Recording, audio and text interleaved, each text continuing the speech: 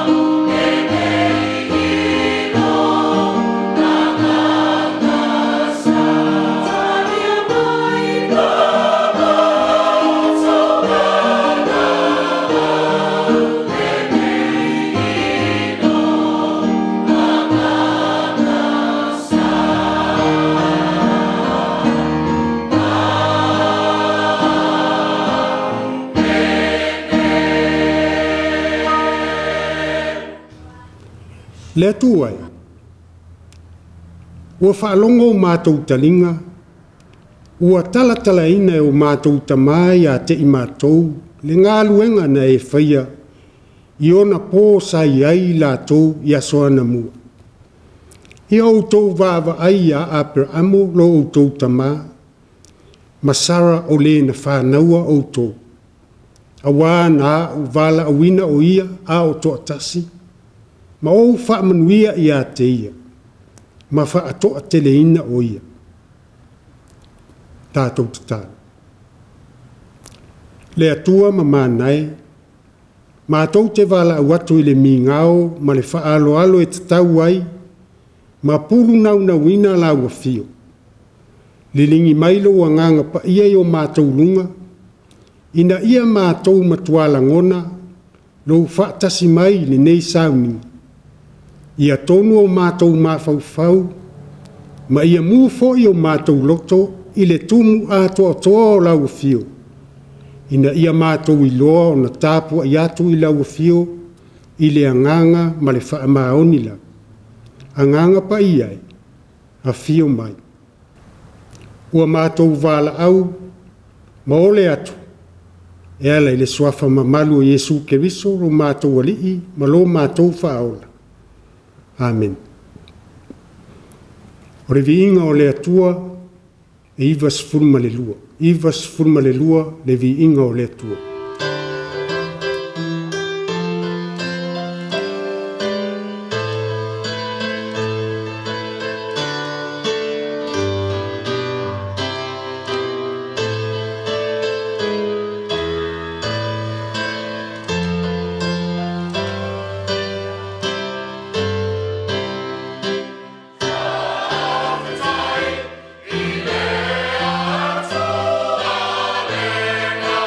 Autū.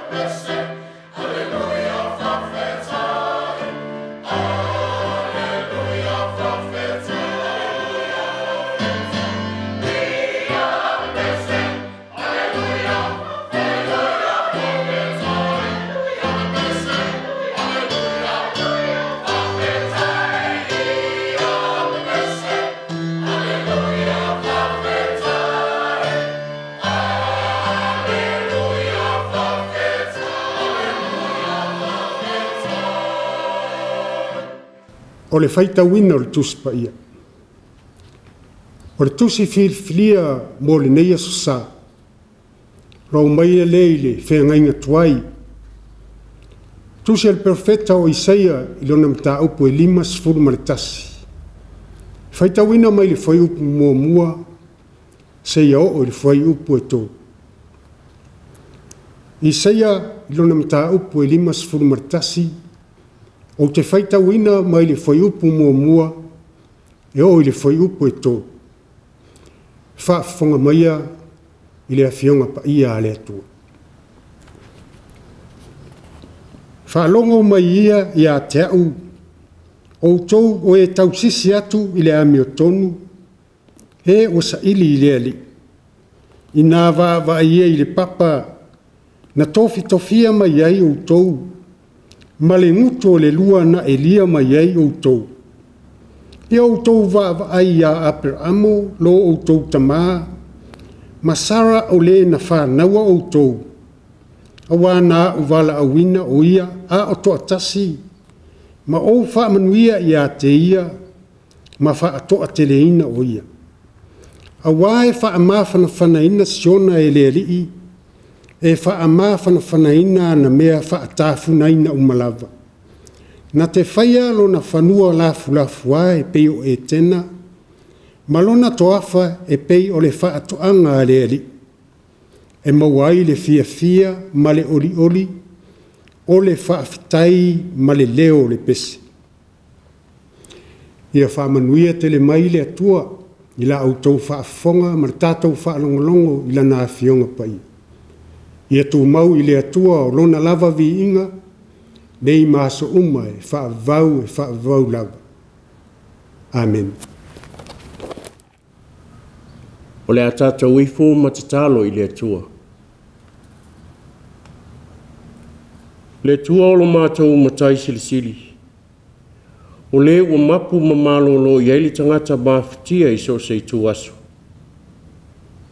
Whaafitai i au mea lofo le ola. E whaawa wai pēla mātou au nanga i lau fio. Ai alo ta mau a inga o le mawhaitau dia. Tumu lava o mātou loto i le anganga o le whaafitai. A watu ai la o fio le mātou tāpua'iga nei. Se isula ai lo walofa mo lo wanga lelei.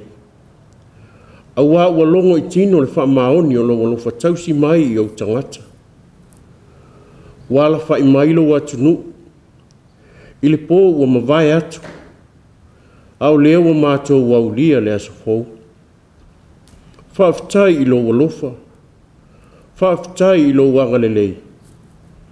E ui a fo i nā whelo atunu le tele o whita mo whaingatā. Ai ale tele o whaamai o lo pepesi pia. Ai mā lo whaafitai a lofa. A wā lo o malu puipuia pia si o mātou wola i whaamaoni o lo wanga lelei. Whaafitai o lo manuia fufuanga whai re tangata.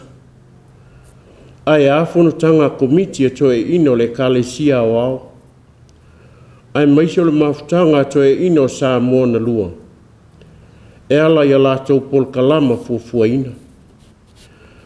Whaafitai lo mātou sio manga. O lo mātou mau ai whaamanuianga e tausi ai lo mātou wola i aso uma. Whaafitai lo walofa whaamangalo ma li liu ina o mātou wolanga.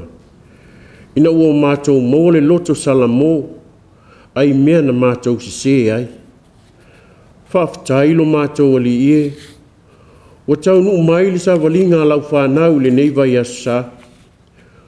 Wa e alo whangia fo i le uta ma le tai i Gāluega ma wheau sa whea ngai ma lau whanau o le vai aso. Whaafitai o lo manuialo nu a toa. Ai maise i la tau o whea ngai ma mai o le tino. O lo whaata o tolia i maota ma lawa. Ai maise i maota ngase. Whaafitai tele lo mātou o tua. Ona o lo walofa ma lo waga le lei tausi mai. Vi ia lava la o fio.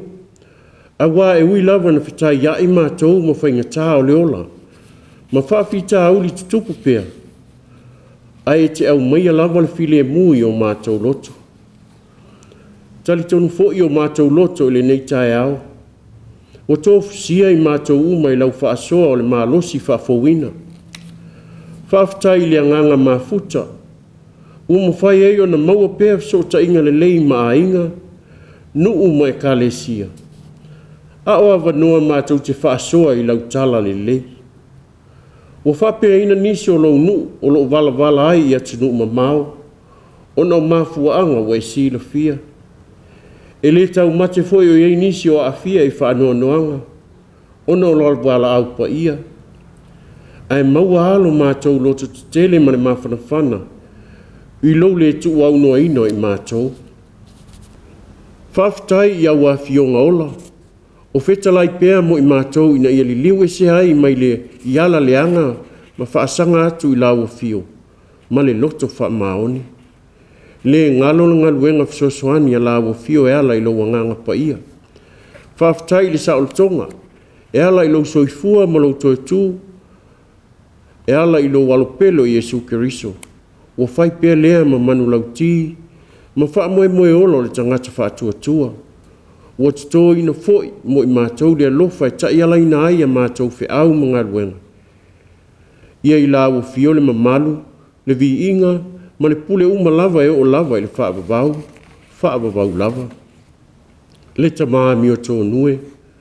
Ua mātou te talo atu se e whaamangalo mai lo mātou le ngawai. I au whaasino ngā lofa. A wā o lo puea ngō fie pēa lo mātou wola. I mai leia le te apolo le lalolangi. E ui lava ina mātou loa le mele leia ao na mātou whai. Ai ua pū lea o mātou loto e ti ngā ma le ola fitu wai. Pei ta e le o lilo o mātou wala uma e lau fio. Whamangalo lo mātou wola le whamaoni. Ua pū solo o mātou loto I mea le lalolangi. Ua le atangia lau fio I sa mātou au nanga. Ua tō I le iu le tali atu I lo walofa te le bai. Ua mātou manatu. Ua sao matonu la mātou a mio. Ua wha mawalulunga o mātou loto. Ua fia silima manatu wha apito. Ua vaai maulalo ai matustusi lima.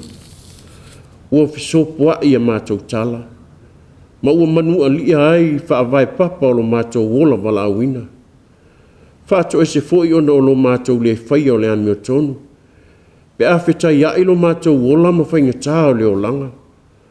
Ai alo mātou wha msino atu leo langa o nisi. Ai pongi sā pēa lo mātou wa ai o mātou tangata. Wha mangalo lo mātou tau pēa I lau fio. Ai wale tusa mā mātou a mionga o whaia pēa. Lo mātou ta mālo whae. Wanga sala lava le tangata. Wha mangalo I mātou le toto le sala o Yesu Keriso. Ia vea fo I lea ma vai tafe o le ola usi. Ai o mātou tangata. Lea tua pa I ai. E tonu mama mana wala uma. O ai a mātou wo I ai. O I lau fio le ola ma le puna lilo lo mātou malosi. Whamanuia I lo watanu o ATUA. Mana tua pēa I lātou o tau iwi mamai. ATUA ai ma whaamai pipesi. Ia I ai lau whaamalolonga. A whaanoanoanga lo loto o na o mawhitanga motusia ma e pēle ma mamae. Ua te tala I le oti. Ia au mailo file mūma le mautinoa ia I mātou uma. Ta talo ia leo whanau. Ai maise le whaingo fio ne yaso. To tele le au kutau whaasase. Ma suingo leo langa wa le malu ai a mātou whanau. Alofa lau fio. Taita ina I lātou I o wala uma e manui ai. Anga le lei whainga mālo alo wātunu. Ai ale lalolangi vivesi. I le tausa I li ina o le pule. Ta talo lava I tau taila o fio I fufuanga lau E.F.K.A.S au au. I tau taina pea o lato e lau fio. Ai maisi o le whaamaha e ina o ana whonotanga o le neiva yasu. E le ngalo le pepesi ai o whaamai ma tautia. Wana o e mapu ma to o manga I ai lau whanau. Pui ma e malutia. Ta talo fo I le atua se e alofa whailoa mai ina ia o mātou I loa ona whaatino o whaiva whaakerisiano. Ina ia sanga vi ia ma mawalunga ai vi inga o lau fio. Ai awa lava mo I mātou. A mātou whaalongo I lo finangalo lau ngaino le nei asa. Fesoasoani lau au na tofia. Ia maua le toa ma le tomai. Ina ia alu ma le manino lau upu fola. Fesoasoani fo ila mātou whaalongo. Ina ia mātou malama i lo finangalo. Oa mātou tālo sanga ia. Whātasi matatalo lilo i loto lau whānau. Mātou wofo ina i le anganga o le whātuatua. E ala ia Yesu. Amen. Tātou pese lua se lau se fulma le bana. Lua se lau se fulma balu le pese o le a tātou pese ai.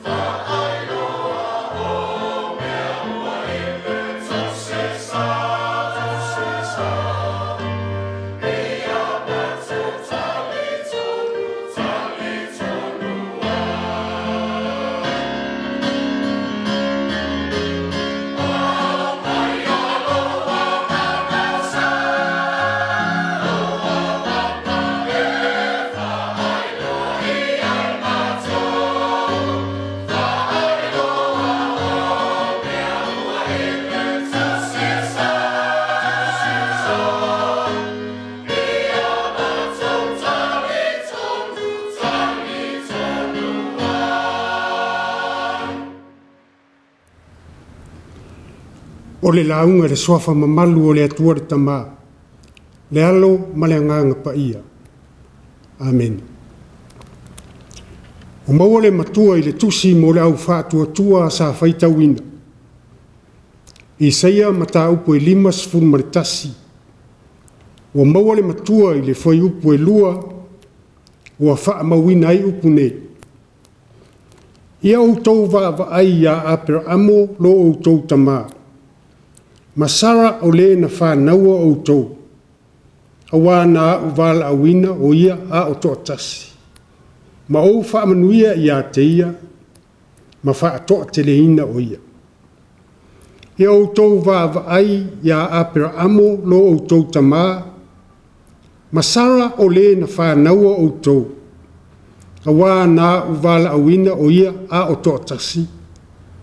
Ma o whaamanuia ia te ia, ma wha atoa te leina o ia. O le manatu Autū o le nei aso sā e whapea. Apera'amo o le ulua'i o le toa tele. Apera'amo o le ulua'i o le toa tele. O leo toi pō le silafia o le au whātua. O lava yalo ma whānau, ua laulau vivilu, ma malama le lei le tala o le toi ina o Apera'amo. O le lo matua o Sara ma lo la ainga.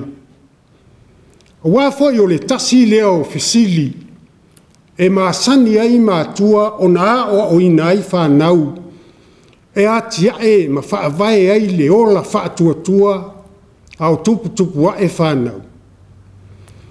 O i le tamao le au whaatuatua. O Apera'amo, o le ulua'i tamao Israelu, sa tō ina lo na matu pala, o na ole maoa e o le ustai, whalongo ma whaatuatua i le atua. O le ala fo i lea o le au manatu o le nei asusa. A wā fo i o Apera'amo, o le ulua'i o le to'otele o lo o mōli mau iai le tuspa ia. O le nei vai aso atoa, ua Autū ina e whapea, vala awina. O le vala awina o nisi o tangata o le tuspa ia, ua tātou a mata i le aso sā muli, o le masina a mata o le tausanga lua afe ma lua sifuru ma le wha. I le vala awina o le toi ina o Apera'amo, le loo matua o Sara ma lo la ainga. O i la ua foi o tangata mātutua, ma o Sara foi le whawhine, e pāe le whanau. O le tusi Faitau la o le neia susa, ua toe whaama ite ma whaama natua i le profeta o Isaia, i tangata o le mālo yuta a o iai la tau i le tau whai uai, o le nofo polonga ai i le mālo pāperania. Whai mai Isaia, ia toe ai, ma mawhau ina i le vala uina o lo la tau tama o Apera'amo, ma sara o lo la tau tina na whanaua i la tau. O le vala uina e o e whai le finangalo o le atua. Ua whetalai mai le atua ia Apera'amo, ia tuua e oe o lo nuu ma le ainga o lo tama, ai aluatu i se nuu o te whaasino atuai ia te oe. Kenese sifuru ma le lua, au rona whaiupu mua. Ua no fale i finangalo le tala malona mātango fie. Ai le umalava le nanamu o mea le lei ma le ofo fongia, na whaia e nei tua a ua mawai. O le tala i le vala aua le atua i le tangata e tū lai malu.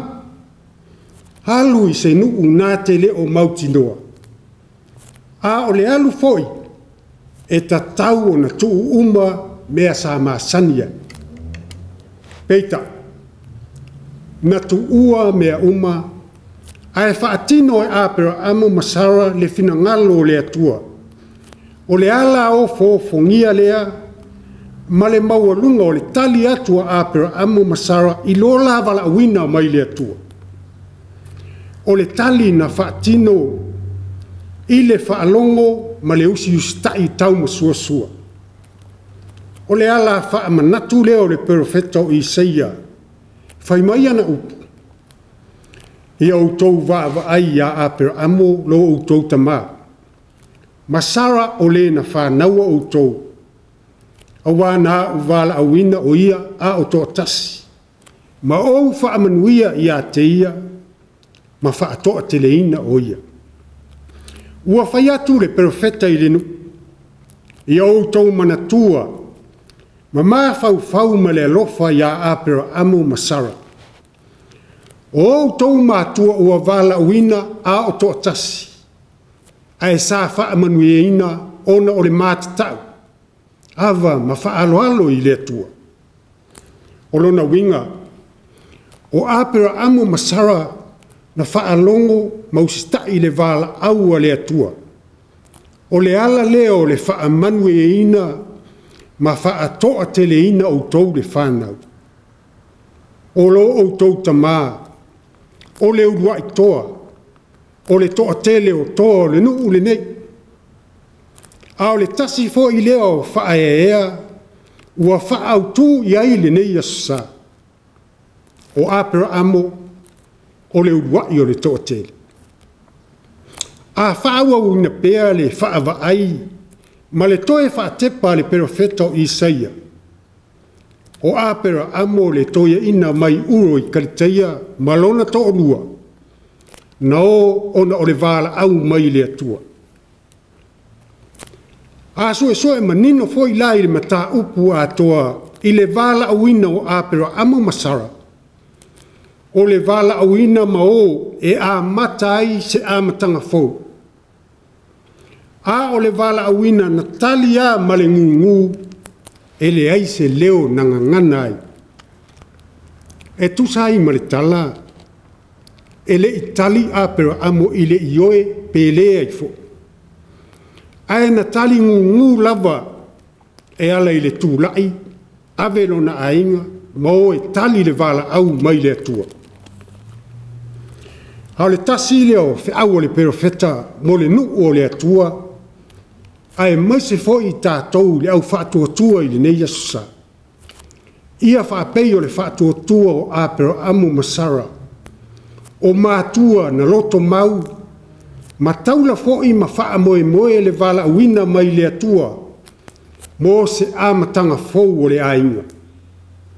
O lona winga ia manatua Mātua, o ulua'i whaia onga, ma wha taita inga o mea le lei, a wana wha manue ina, ma wha toa tele ina ai le ainga, ona o le wha moe, ma le wha lango i le atua.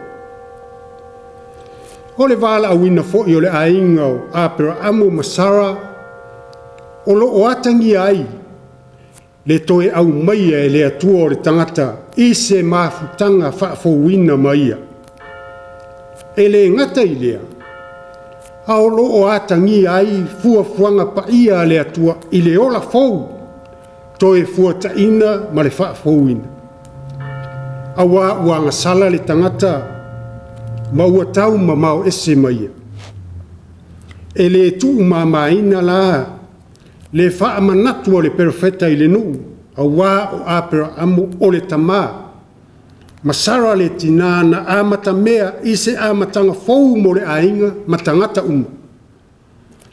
Ua le ngata i tangata sa ia filfilia, ae wha pia fo i mo tangata uma. Hao le wha ilonga manino lea, e iloa ai le silsili ese o le atua i le lalolangi. Ai mai se o lona lava wha maoni le whea ngainga ma le tangata. O le ala leo le talo le perofeta malana tu ua lalo. Ai mai se lona vili tai wha manatu i le nu. O Apera'amo o le ulua'i o le to'ote. O lona vala awina e alu. Ona o se wha moe tāua. Sa ia whaia mea uma, ona o le usi tai mauaa i le finangalo o le atua. Ona whapea mai leo le perofeta i le whai upu mua. Whalongo mai ia i a te au, o utou o e tau sisi atu i le ami o tonu. He o saili i le aluri. Nā vāva ai ia i le papa na tofia mai ai o utou, ma le ngutu o le lua na elia mai ai o utou. O le vala au wha manatu, ma le wha malosi, mo e uma, e tau sisi pea i le ami o tonu. Ina ia ono sai, matu mau ma le wha maoni. Ia tau lai pea le va ai i le atua, o le papa na whiriwhiria i la tau. Ia aua lava, ne i wha ngalo ina, le te leo mea na lawe ina ai la tau e le atua, na i le ngutu o le tuunga mau ma le oti. Ia manatua o le atua lava, e tū mau pealo na alofa wha maoni i ona tangata whiriwhiria, na te lawe ai, ma toe wha ae le tāwhianga i lo la tau nu monu. O le whaiupu e tolu, o loo momoli ai wha maa whanawhananga mō tangata mawhatia. Ua wha asusulu atu ai e le perofeta le malama o le atua. O le aia wha afowina ma wha alau le lei mea uma o le nu. Na te whaialo na whanua lafu ae pei o e tena. Ma lona to awha e pei o le wha atoanga le ali. O fōlinga nā o le amatanga fōu. Pe ato e fo'i i lau ele ele. a o le amatanga fou mō tangata uma o le atua. O lona winga, ia tu mau matau sisi le ami o tonu, a wae wha ma whana ina siona e leari, e maua ai le fia ma le ori, o le wha fitai ma le leo le pesi. O upu wha ma whana loto o le perofeta o Isaia, o loo wha matala ina ai, wha manianga le alii, o le a ia whaia mo ona tangata, pe a wha o la tia i whanua malau ele ele. O le manuia e maua i lato uma, e wha alongo mausita, ma whaia le fina ngalo le atua. Yo e le ka le siae, ma le au wha fonga i le nei tūla, e le tala ole, pe tau wha ole fo i le atua i ana fola. O le mafua anga tonu lea, o le toe wha manatu o le perofeta o Isaia, i tangata o le nuu o le atua. Ia Autū wa ai a Apera'amo lo Autū tama, masara o le na wha naua Autū. O ulua'i Mātua na wha alongo, usi ustaki na wha tua i le atua, ina ua ia feta lai mai. Ia e tuua e oe o lou nuu, matangata o lou nuu, ma le ainga o lou tama, e alu i se nuu, o te whaasino atuai i a te oe. O upuia le atua, ina ua wala awina le au. A upu e whaatino ai le forforanga le atua i a Apera'amo, o le ua ia wala awina. O le forforanga fo, e tatau lava o na whaatino ina. Whai maile mo li maua nisi o lau su e le whenga inga tuai. E matuane nefu lava le toi ina o Apera'amo i tala o lona wala awina. O le winga o le manatu, e le malama le toi ina i le atua lea o lo wala awina o ia. Ai peitai, whai mai na tū la ingu lava le au matali i lona wala awina e ui i lona le malama i le atua lea.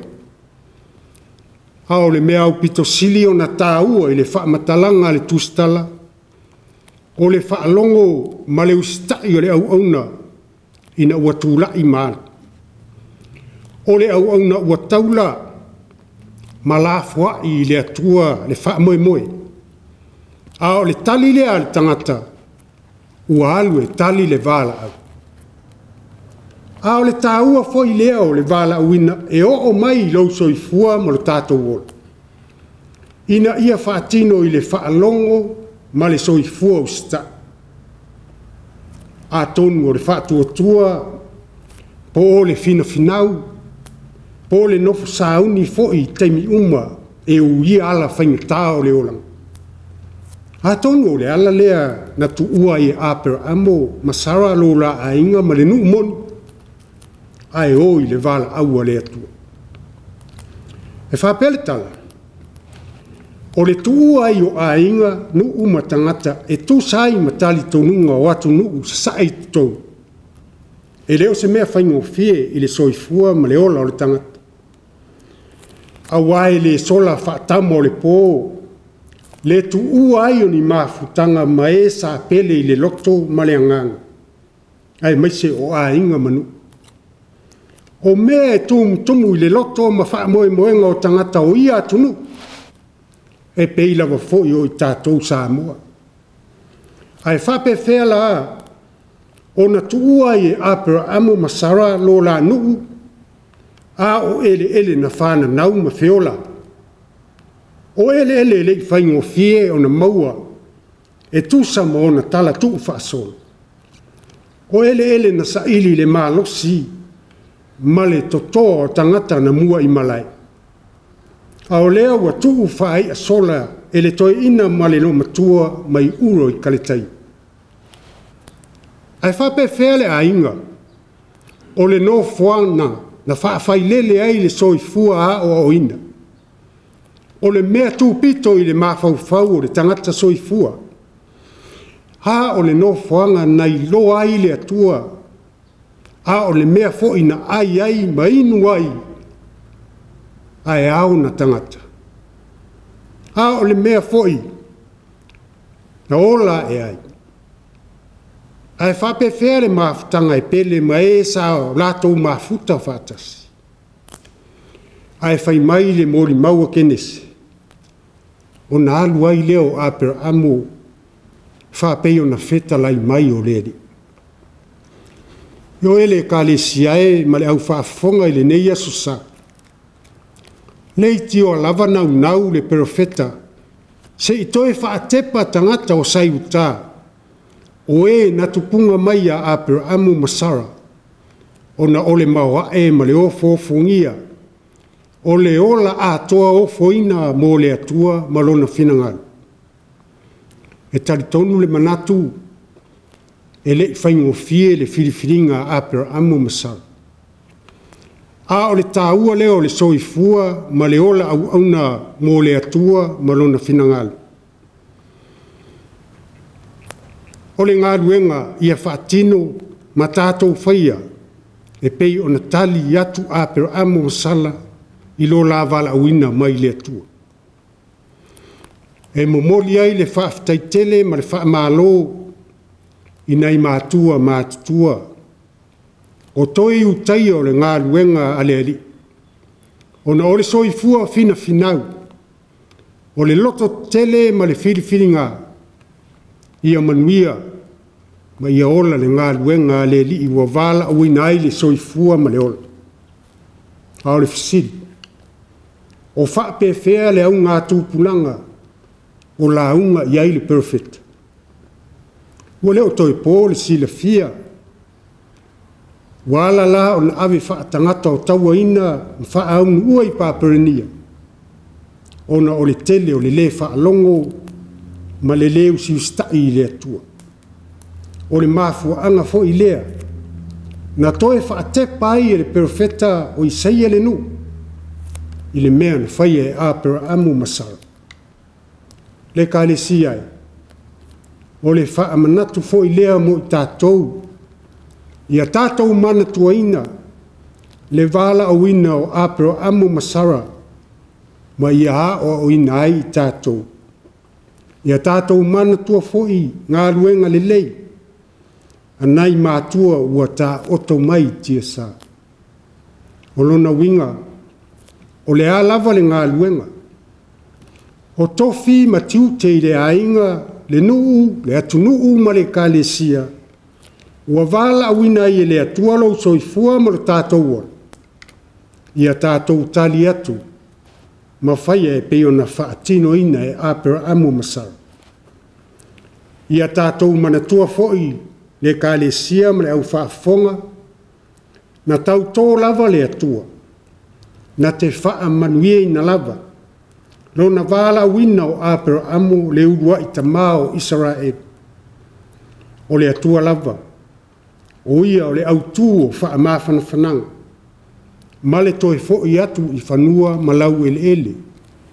Awa ua umaona ia tauto. Na te sao nia le wha o le tanga. Mo i lato uma o e wha alongo mausi ustai lona finangalo. O le taunu unga o lea sao lo tonga mai le atua. O le oli e whaavavau.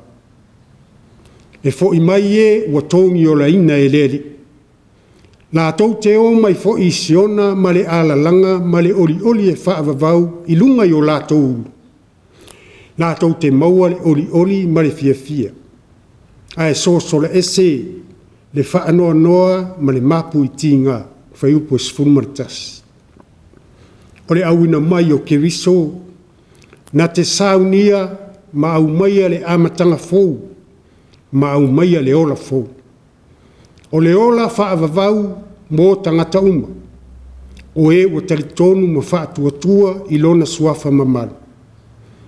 O le saavali e leri, e mauai le oli ma le fia, e pei o na whaia le whaolatanga mō tangata uma. Ia outou vava ai ia Apera'amo lo outou tama. Masara o le na whanaua outou. Awana uvala awina o ia a o tō tasi, ma ou whaamanuia i a te ia, ma wha atoa teleina o ia. Ko Apera'amo o le ulua'i o le toa tele. Ona o Yesu. Amen. Ngā whai uru nei sao ninga i le pese se lau valus fulu malelua. Se lau valus fulu malelua le pese.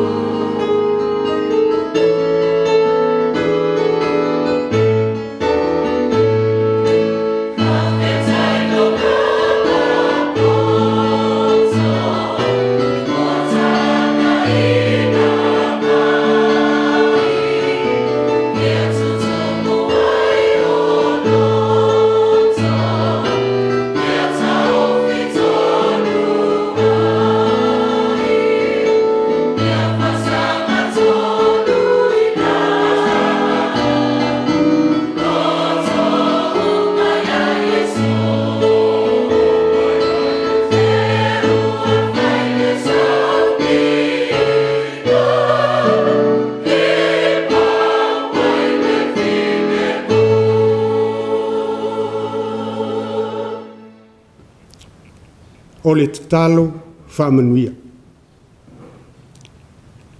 Le atua tōru tasi pa ia. Ua mātou tatalo atu I lou fisoasoani mai. Ina ia mawhai ona vea I mātou mae ua tusai ma lo mātou vala awina. Ma ia mātou tu inatu ato atoa I mātou I lau lava afio. A o le manuia ma le file mua o lau fio le atua le tama. Le rofa silsili eso Yesu Keriso lo mātou ori whaola. Ma le mafutanga whai pēr ma lau fio nganga pa ia. Ia tu mau pe le ilunga o lau whanau wha tua. Ma o tangata i le lalolangi ato. O nei maso malava. E o i le whaavavau lava. Amen.